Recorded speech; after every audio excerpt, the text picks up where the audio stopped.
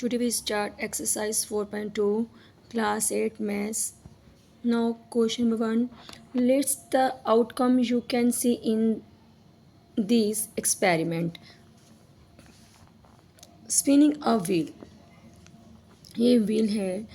जैसे हमको गेम खेलते हैं तो व्हील स्पिनिंग करता है, घूमता है, तो जो उसका एरो होता है वो एक नंबर पर आके स्टॉप करता है। ऐसा तो नहीं हम घुमाएंगे तो 2-3 नंबर पर या 2-3 लेटर पर रुके, पॉसिबल नहीं है, तो वो एक पे रुकेगा। तो आउटकम क्या होती है कि इसका रिज़ल्ट क्या आएगा, मतलब रिज़ल्ट क्या आएगा, एक ही आएगा ना।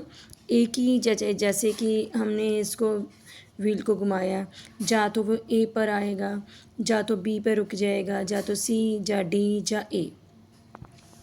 तो कह रहे जब हम व्हील को घुमाते हैं तो अपने पास 4 लेटर्स है। ए 2 टाइम्स आया है तो कुछ भी आए आंसर तो यही आएगा, चाहे इस ए पर रुके चाहे इस ए पर रुके। तो क्या आ जाएगा, there are 4 letters A B and C D, so there are 4 outcomes.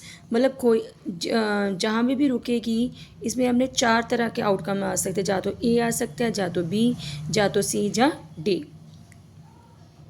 अब बी पार्ट में क्या बोला है, टॉसिंग 2 कॉइन्स टुगेदर।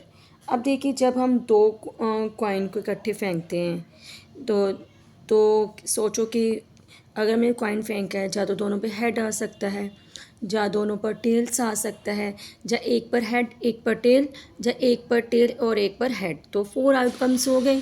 तो हम क्या लिखेंगे, when 2 coins are tossed together, तो tossed together there are 4 possible outcomes. मतलब 4 पॉसिबल आउटकम्स आ सकती हैं, 4 तरह के रिज़ल्ट आ सकते हैं। या तो दोनों हेड आ जाएंगे, या दोनों टेल, या एक हेड टेल, एक टेल या हेड। तो ये 4 आउटकम्स आ जाएंगे। Now question number 2, when a die thrown is the outcome of an event of getting.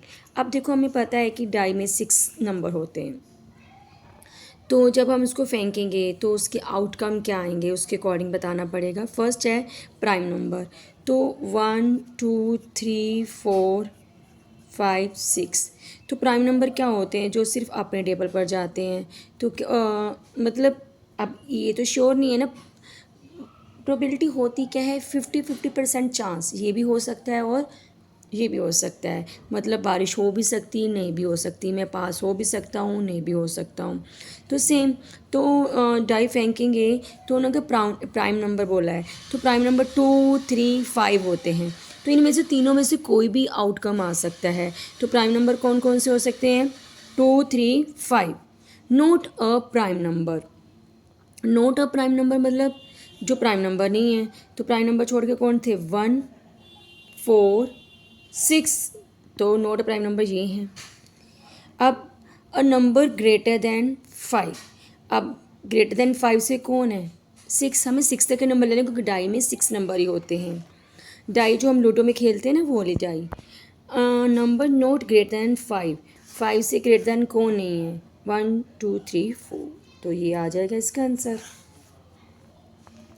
अब third, probability of the pointers drop on D in question number 1। कहते अब प्रोबेबिलिटी मैंने आपको बताया, प्रोबेबिलिटी क्या होती है कि 50% चांस। अब अगर कहते मान लो कि जो अपना ये व्हील है डी पर आके रुके, तो इसकी प्रोबेबिलिटी क्या होगी, ये 5 है। देखो अभी वो हमें आउटकम्स बताने थे, अभी बतानी प्रोबेबिलिटी। तो 1 2 3 4 5 ये टोटल हमें प्रोबेबिलिटी में देखना होता है। टोटल टोटल लिखेंगे नीचे, और किसके बारे में पूछा है वो ऊपर आएगा। अब डी के बारे में पूछा है तो आउटकम तो एक ही आएगा, और प्रोबेबिलिटी क्या आएगी, 1/5। तो हम क्या लिखेंगे, देयर आर पॉइंटर 5 पॉइंटर हैं, ए 2 बार आ रहा है, B C and D, so there are 5 outcomes.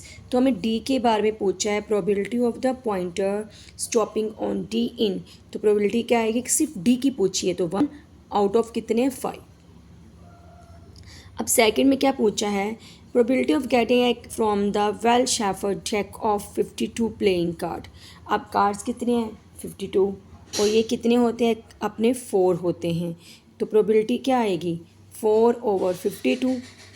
तो 4 के टेबल पर 4 को 52 से डिवाइड करेंगे, कितना आ जाएगा 1/13।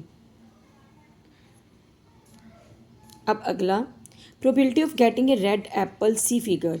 अब इसमें G फॉर ग्रीन है, R फॉर रेड है, तो टोटल एप्पल्स कितने हैं 1 2 3 4 5 6 7, टोटल एप्पल कितने हैं 7 हैं।